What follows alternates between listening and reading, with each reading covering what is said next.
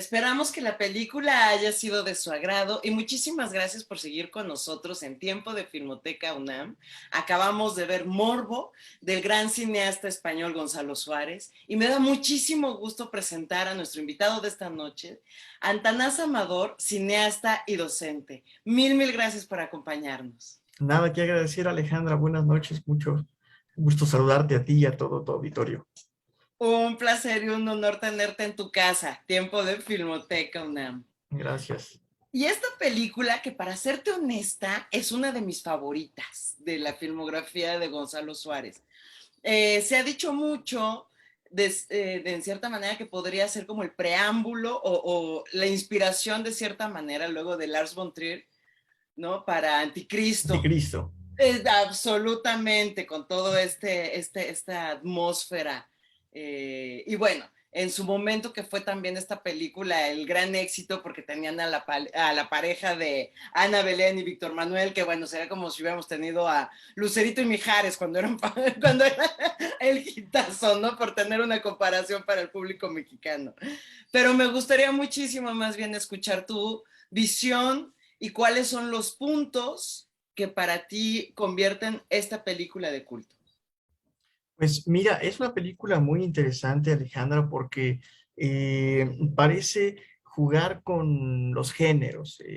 El espectador tiene que ser muy paciente en el desarrollo de la película porque va a ir encontrando aspectos que parecen encajar en distintos géneros. Sobre todo una película del año 72 que en este año, muy prolífico para el cine español en términos del cine de terror, aunque no estamos propiamente ante una película de terror. Se filman, más bien se producen 32 películas de este cine en España, de forma que una película que se acerque y que al mismo tiempo tenga un viraje tan interesante como lo tiene Morbo, resalta para el espectador en este sentido. Por otro lado, pues esa forma tan sutil de irla contando, tan reiterativa en sus aspectos, porque frecuentemente estamos volviendo en los planos a algunos elementos que ya habíamos visto desde un principio, nos hace pensar también en una escritura bastante descriptiva, como lo es el propio Gonzalo, que también escribe, Claro. lo notamos ahora en esta película, ciertamente con esta pareja que nunca resulta tediosa, sino que resulta interesante porque ahora los vemos desarrollarse en un ámbito pues distinto. Ciertamente no son la pareja ideal, de hecho el tedio se siente desde las primeras secuencias, parece que el matrimonio, porque todavía lo escuchamos, cuando ellos están casándose, todavía escuchamos el ruido del incendio, parece que con el matrimonio comienza el problema, se anuncia la catástrofe, es la primera anunciación de la catástrofe. Sí, o sea, que están firmando ahí sí como la sentencia en vez de la felicidad. Y me parece muy interesante, como dices, que va jugando también con los diferentes géneros, que de cierta manera podría ser también un thriller psicológico, pero vemos una sensualidad de Ana Belén muy bien, o sea, cuando la vemos con este rollo en la gasolinera y juguetona, y creo que tienes toda la razón en el que nos sorprende, no sabemos el hacia dónde va a ir tomando la historia y eso es lo que nos mantiene también en cierta tensión como espectadores. Me gustaría que habláramos, por ejemplo, de la dirección de actores, lo cual para mí creo que es uno de los grandes aciertos también de esta película. Me parece que todos los personajes están bien. No sé si tú sientas que hay alguno que está un poco fuera de tono. No, para nada. De hecho, esa dirección tan centrada nos permite también reservar para el final de la película esto que acabamos de ver. No hay un adelanto en ellos, por ejemplo, no es esta típica pareja con una mujer dependiente y tonta que va anunciando la tragedia y a la que se le aparecen las cosas terroríficas y el otro es un hombre que está a cargo de toda la situación y de hecho podríamos hasta adivinar un poco sus frases o su actitud.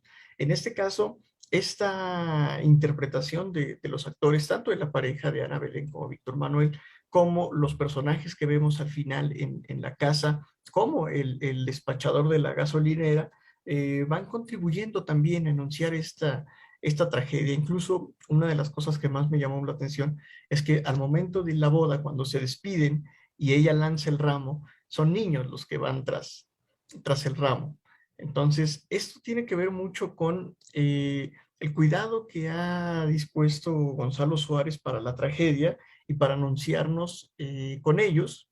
Comentabas tú de esta sensualidad, el espectador es el primer momento en el que no comprende qué es lo que puede llegar a ocurrir, por qué lo hace, y empiezan a surgir estas preguntas que se van acumulando y que la única forma de resolverlo es esperar al desarrollo de la película. Absolutamente. Me encantaría que platicáramos un poquito, y qué interesante, ¿eh? No le había prestado yo total atención al detalle de los niños, y creo que justamente Gonzalo ahí nos va dando varias pistas, nos va poniendo entonces el caminito ahora sí de miguitas de pan, de todo lo que no cuadra completamente en un ambiente 100% naturalista.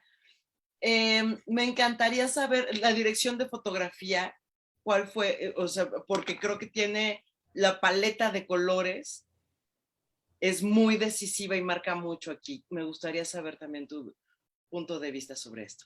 ¿Cómo no? Fíjate que en algún momento me hizo pensar en una película de Leonardo Fabio que se llama Nazareno Cruz y el Lobo, porque ocurre también en un contexto rural, bueno, vamos a llamarlo distante de la ciudad.